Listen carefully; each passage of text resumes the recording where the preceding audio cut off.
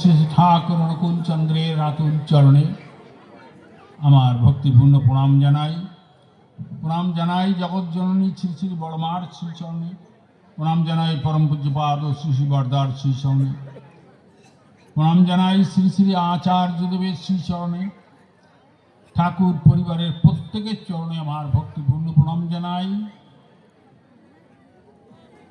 আজকের সবার সম্মানীয় সভাপতি, মঞ্চ উপবিষ্ট ঋত্বিক দেবতাবৃন্দ, যাজক অধূর্য ভক্তমণ্ডলী, শ্রদ্ধেয় দাদারা, ভক্তিমতী মায়েরা, সবাইকে জানাই রানন্দিত জয়গুরু। আমরা আজ এই আশাশুনি উপজেলা ভিত্তিক যে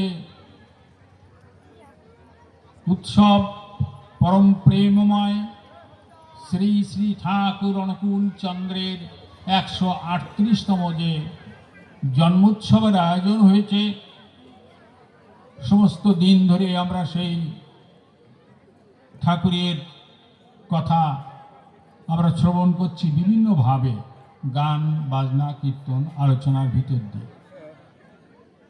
পরম পুরুষকে তুলে ধরা হচ্ছে মানুষের কাছে, যিনি পুরুষোত্তম।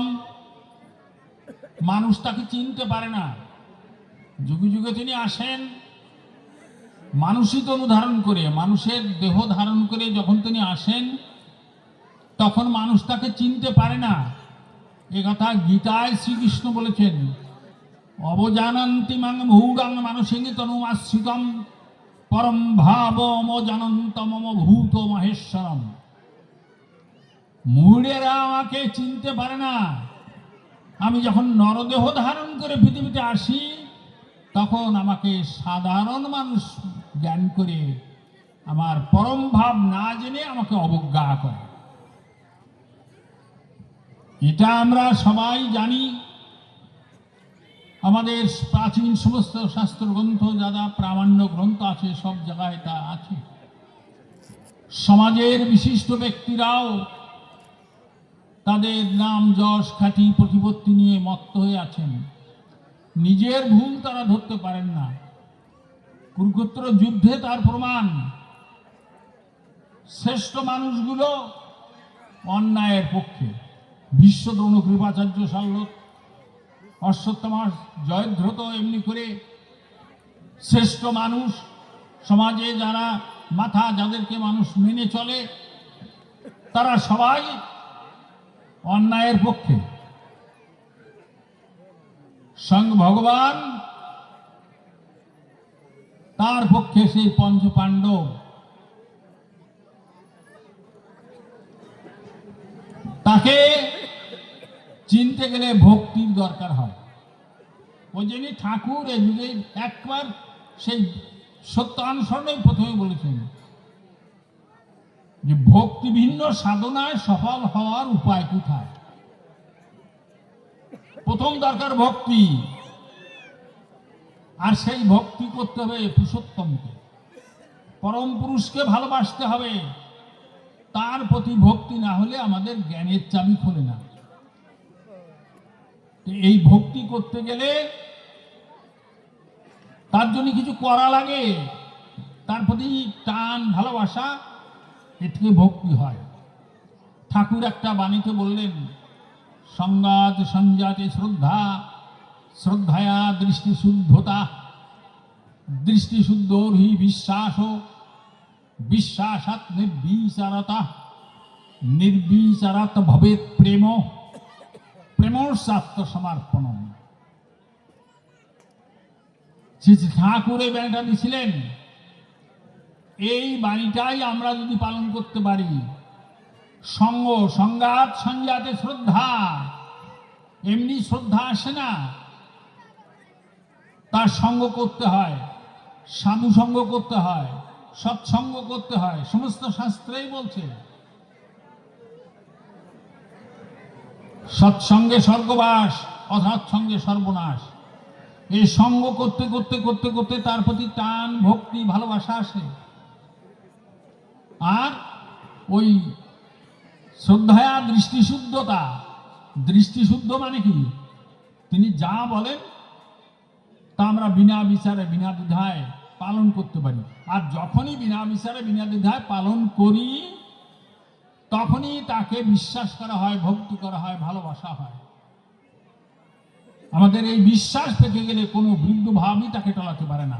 সত্যের সঙ্গে তাই বলা আছে, দুকুল দোলা মনটি থেকে প্রশ্ন শূন্য হয় যখন, বিশ্বাস বলে তাকে বলিস, অচ্যুত মন হয় তখন কোনো কোনো প্রশ্ন থাকবে না। ঠাকুরই বলেছেন, প্রশ্ন আমার অস্তে যাও রহুক যুক্তি সরে, তোমার ব্রত করব পালন মরণ স্তব্ধ করে। ঠাকুর বসে আছেন ভক্তদের নিয়ে, একটা কুকুর, আপনারা জানেন এ কাহিনী, একটা পচা হাড় এনে ঠাকুরের সামনে ফেলে চলে গেল। সেখানে মুক্তাগাছার জমিদার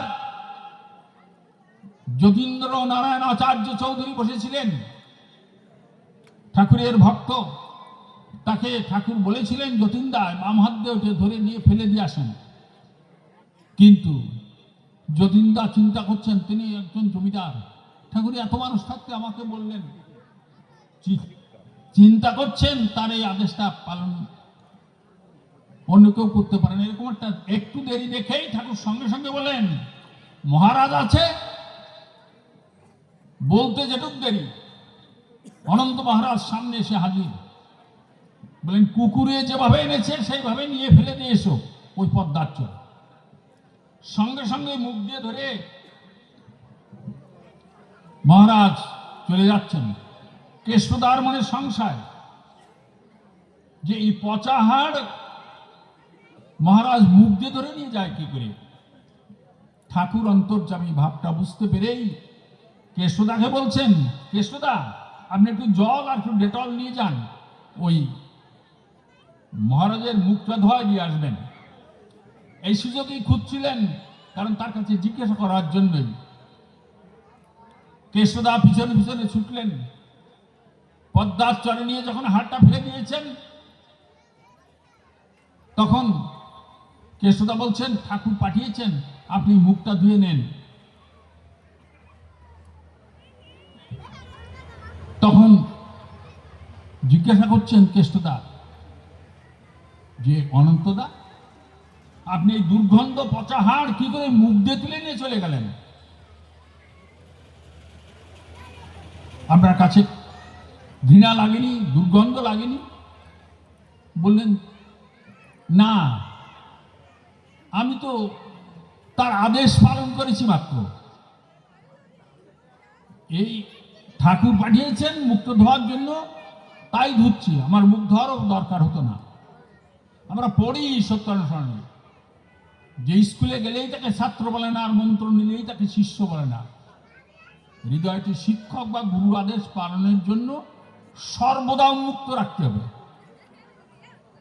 তিনি যাই বলে দেবেন তাই করতে হবে, যাই বলবেন, বিনা আপত্তিতে বিনা ওজরে, বরং পরম আনন্দে। তার আদেশ পালন করার জন্য আদেশ পেয়েছি, এটাই আমার ভাগ্য। তাই অনন্ত মহারাজ যে তিনি আদেশ করেছেন, সবসময় তো তার আদেশ পাওয়া যায় না। গুরুর আদেশ বিনা বিচারে বিনা দ্বিধায় পালন করতে হবে, তবে তার প্রতি ভক্তি আসবে, বিশ্বাস আসবে। আর বিশ্বাস পেকে গেলেই সব হয়ে গেল, আর লাগে না। এই বিশ্বাসটা পাকানোর জন্যই এখানে আসা, দাদাদের কথা শোনা, কীর্তন শোনা, ভক্তদের সঙ্গ করা। এই করতে করতে আমাদের বিশ্বাসটা যখনই পেকে যায় তখনই সব হয়ে গেল। রামকৃষ্ণ বংশধর বললেন, আর কিচ্ছু দরকার হয় না, ওই বিশ্বাস হয়ে গেলেই সব। আর ঠাকুরও ওই বলেছেন, বিশ্বাস পেকে গেলে কোনো বৃদ্ধ ভাবই তাকে টলাতে পারে না। আমরা বলছি যে দাদা এই দীক্ষা নিয়েছিলেন, আবার সৎসঙ্গের দীক্ষা নিয়ে আবার অন্য পথে চলে গেছে, বাকি করেছে, করে না কি, তার মানে বিশ্বাস পাকেনি। বিশ্বাসটা পাকাতে হবে, আর বিশ্বাস পাকাতে গেলে বিশ্বাসীকে অনুসরণ করো, তবেই তোমার বিশ্বাস আসবে। যারা পাকা বিশ্বাসী তাদেরকে ভালোবাসতে হবে, তাদের অনুসরণ করতে হবে। যারা ঠাকুরকে বেশি করে ভালোবাসেন সেই মানুষগুলিকে ভালোবাসতে হবে, তাহলে ভালোবাসা শেখা যাবে। আর তার প্রতি ভালোবাসা না আসলে আমাদের চরিত্রের গায়ে হাত পড়বে না। ঠাকুর একটা সংজ্ঞা দিয়ে বললেন যে দেখো, এই যে লৌহখণ্ড যদি চুম্বক ধারাতে ঘর্ষণ করা হয় তখন কি হয়, ওই লৌহটাও চুম্বকত্ব প্রাপ্ত হয়, ও লোহকে আকর্ষণ করে, ও ঝুলিয়ে রাখলে উত্তর দক্ষিণ হয়ে থাকে। তাহলে এই ঘর্ষণ করতে হবে, ঘর্ষণ করতে হবে, এটাই সাধনা। সেটা হচ্ছে পরম পুরুষকে চিন্তা করতে হবে, তার ধ্যান করতে হবে, তার জন্য কিছু করতে হবে, এটা হলো ঘর্ষণ। এই ঘষতে ঘষতে ঘষতে ঘষতে যখন আমরা তার রঙে রাঙিয়ে যাব, তখন আমরাও ঠাকুর। ঠাকুর বলেন যে তোমাকে দ্বিতীয় ঠাকুর হতে হবে, ওইটিকে বলেছেন ঠাকুরত্ব জানানো, অর্থাৎ তাকে নিয়ে ঘর্ষণ করো। এই উৎসব করা মাথায় ধান্দা নিয়ে কোথায় কিভাবে করলে উৎসব সর্বাঙ্গ সুন্দর হয়, আচার্যদেব আশীর্বাদ করেছেন বিনা বিচারে বিনা দ্বিধায় এটাকে বাস্তবে রূপ দিতেই হবে। যত বাধা আসুক পুরুষোত্তমের আদেশ পালন করতেই হবে। হনুমানকে বলেছিলেন রাত্রির ভিতর বিশ্বরাগ করিবা আনতে হবে, প্রশ্ন আমার অস্তে যাও গ্রহ যুক্তি সরে, তোমার মতো করবো পালন মনের স্তব্ধ করে। তাই ঠাকুর বলেন বাধার কথা শুনিস কিন্তু ইষ্টপানে চল, সতেজ অভাব মোচন হবে বাড়িয়ে ঢুকে বল। আমাদের সবচেয়ে বাধা কি, আমার ভিতরে বৃত্তি প্রবৃত্তি, কাম ক্রোধ লোভ মোহ মদ মাৎসর্য। আমরা বলি ষড় রিভু, রিভু মানে তো শত্রু, আর রিভু কারণ হচ্ছে কি, শত্রু আমার সবসময় অমঙ্গল করবে। লোভ আমাকে দেখাচ্ছে এটা খাও এটা খাও এটা খাও, যার জন্য আদম হাওয়াকে মরতে আসতে হয়েছিল। ওই বৃত্তি, ওই কাম, ওই লোভ, ক্রোধ, যার জন্য আমরা অনেকেই ঠাকুরের এই নাম পেয়েও আমার পরিবর্তন হচ্ছে না, কারণ আমার সে ক্রোধ ত্যাগ করতে পারেনি। প্রতিদিন শত অনুজ্ঞাটা, কি সুন্দর কথা ঠাকুর বলে দিয়েছেন আমাদের, কয়জনে জানে? আজ সৎসঙ্গীরা এটা পেয়েও অনেকে জানে না, ছেলে মেয়েদের মুখস্থ করা ছিল। আমি অক্রোধী, আমি অমানী, আমি নিরলস, কাম লোভ জিত বসি, মানে এগুলি আমি আমার বসি, এদের দ্বারা আমি পরিচালিত না। ভোগের দ্রব্য সম্মুখে রাখিয়া ত্যাগের নামই ত্যাগ, মনে মনে ত্যাগ কল্পনা বা আড়ম্বর মাত্র। আমাদের পাবনায় ছিলেন সতীশচন্দ্র গোস্বামী, বিয়ে করেছিলেন না, কারণ তো সংসারে গেলে সংসারের অনেক ভোগ্য বস্তু, স্ত্রী বা সব কিছু চব্যচস্য লজ্জপেয় সব, তারা গুরু গুরু গুরু বংশ ছিলেন। কিন্তু একদিন রাত্রিতে দেখেন দিব্যকান্তি এক যুবক যজ্ঞববিদ, তিনি বলছেন ভোগের দ্রব্য সম্মুখে রাখিয়া ত্যাগের নামই ত্যাগ, মনে মনে ত্যাগ কল্পনা বা আড়ম্বর মাত্র। এ দেখেই হঠাৎ তার ঘুম ভেঙে গেল, একই রূপ দেখলাম, অত্যুজ্জ্বল পুরুষ, এত সুন্দর, এই তো এনাকে তো কোনোদিন দেখিনি। তাকে বিয়ে করতে বলা হয়েছে, বাড়িতে মা বাবা সবাই বলেছেন, কে ভাইরা বলছেন, কিন্তু তিনি বিয়ে করেননি। এইবার তার ভুল ভেঙে গেল যে না, ভোগের দ্রব্য সম্মুখে থাকবে, তার ভিতর দিয়েও ত্যাগ করে চলতে হয়।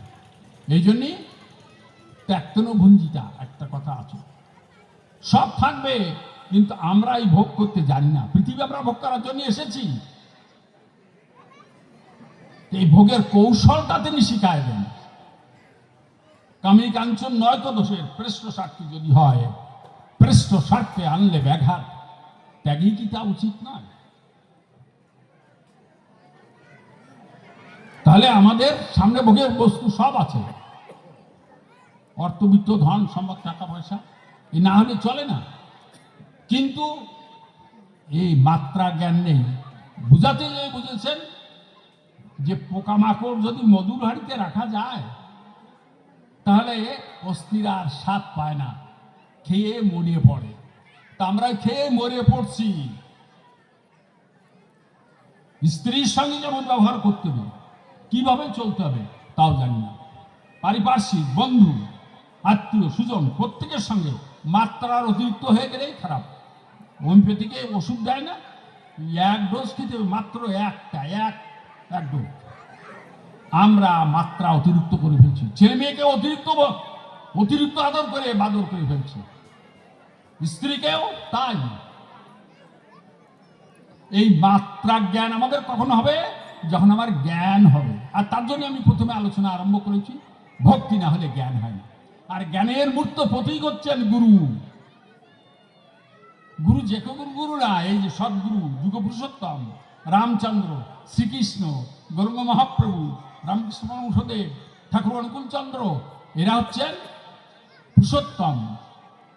এই গুরুর কাছে যেতে হবে, তার কাছে না গেলে আমার ওই জ্ঞানের চাবি খুলবে না। বলছেন কি, শোনো, ওই আটকানো প্যাঁচ তোমার হাতে আর খোলার প্যাঁচ আমার হাতে। আমার কাছে আসতে হবে। তুমি নিজে যত চেষ্টা করো না কেন, আরো আটকাবে। আটকানো প্যাঁচ তোমার হাতে আর খোলার প্যাঁচ আমার হাতে। আমার কাছে আসতে হবে, আমি চাবি খুলে দেব। এই জ্ঞানের চাবি তিনি খুলে দেন। যে আমাকে ভালোবাসে, স্বর্গের চাবি আমি তার হাতে দেই। স্বর্গ মানে কি?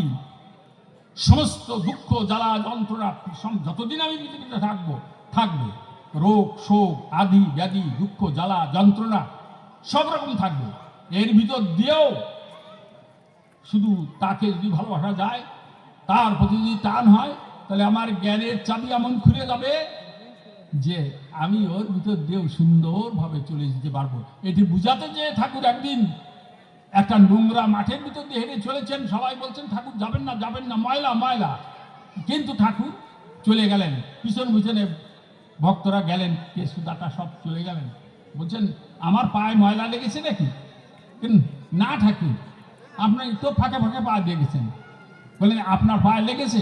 না ঠাকুর, আপনি যেখানে পা দিয়ে গেছেন, আমি সেইখানে পা দিয়ে গেছি।